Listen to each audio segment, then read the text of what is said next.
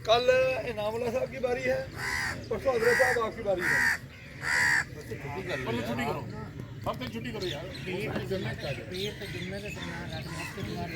अच्छा अच्छा, ठीक है ठीक है। उनकी एक हकायत है कि एक गुडरिया मोहल्ले की एक मस्जिद में नमाज पढ़ा करता था।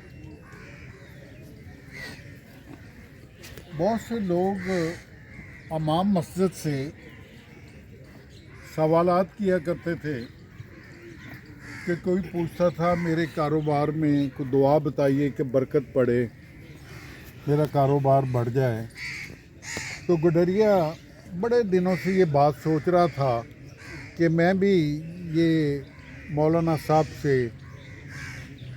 क्योंकि आलम फाजिल हैं, तो इनसे मैं भी अपने दिल की एक बात कहूँ। उसने गुडरिया ने एक दिन मौका देखा कि इमाम साहब अकेले हैं, तो कहने लगे इमाम साहब मुझे भी एक नुस्खा दीजिए, मुझे भी एक दवाई दीजिए, मुझे भी एक दुआ दीजिए कि मेरा बहुत बड़ा मामला है, जो मैं परेशान हूँ, शब रोज़ परेशान हूँ। मौलाना साहब फरमाने लगे कि बताएं क्या बात है, आपका रेवड़ बढ़ नहीं रहा, कम होता जा रहा है, भेड़ बकरियां ज़्यादा नहीं हो रही?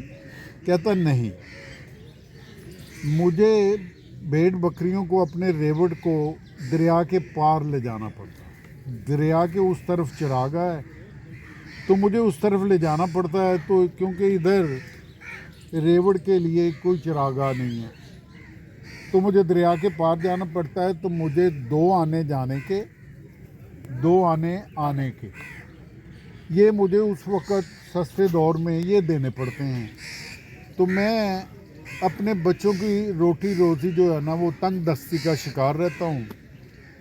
तो मुझे कोई बताइए इल्म या हिलम कि मेरी चरागा नज़दीक हो जाए। वो कहने लगे यार ये क्या बात कर रहे हो, कैसी? आखिर गुडरिया कहने लगा जी हाथ बांध के गुजारिश है कि सबको बताते हैं, मुझे भी बता दें। तो इमाम साहब ने एक्सटेम्पोर एक बात कही, फिल बदी, कहने लगे जा बिस्मिल्लाह पढ़ के तो डाल दिया कर अपनी भेड़ बकरियों को, और ख़ुद भी जो है ना वो एंटर हो जाया कर दरिया में। वो कहने लगा ठीक है। वो बड़ा खुश, बकरियां पता नहीं 100 हैं, 200 हैं, 50 हैं। तो उसने बिस्मिल्लाह पढ़ी और डाल दी, वो पार चला गया। चिरागा में बकरियों को बाकायदा वो जो भी उन्होंने खाना पीना था, फिर वापस आया। बड़े अच्छे दिन गुजरते रहे, उसकी बच्चों की रोटी रोज़ी में भी आसानी हो गई। दिन गुजरते रहे, बड़ा खुश था। गुडरिए गाना भी गाया करते थे, वो गाना गाता और बड़ा खुश होता। एक दिन मगरिब की नमाज के वक्त जब वो वापस आया करता था, देखा तो परले किनारे पे मौलाना साहब खड़े, जिन्होंने वो वजीफ़ा बताया था। तो उसने मौलाना साहब की तरफ देखा, दुआ सलाम लेने के बाद खुद भी उतरा और बकरियों को भी उतारा। तो मौलाना साहब ने आवाज़ दी, ओ मैं यहाँ खड़ा हूँ। तो गुडरिया वापस आया, कहने लगा क्या मौलाना साहब, क्योंकि दुनिया में एक रवाज है कि जो कश्तियाँ सुबह तलुए आफ्ताब के साथ शुरुआत करती हैं अपने काम की, और मगरब सूरज जब मगरब होती है, सूरज डूबता है, तो उल्टी कर दी जाती है। तो वो मगरब का टाइम था, कश्तियाँ उल्टी कर दी थी। तो मौलाना साहब कहने लगे कि मैं कैसे पार जाऊं? गुडरिया कहने लगा कि मैं रेवड़ को लेके जा रहा हूं, आपके बताए हुए वजीफ़ा बिस्मिल्लाह, उसको पढ़ के मैं रोज़ जाता हूं आता हूं, तो आप बिस्मिल्लाह पढ़ें और छलांग लगाएं। मौलाना साहब दिल ना करे, दिल ना माने, आखिर गुडरिया ने उसको ना ज़बरदस्ती खींच लिया, पढ़ें बिस्मिल्लाह।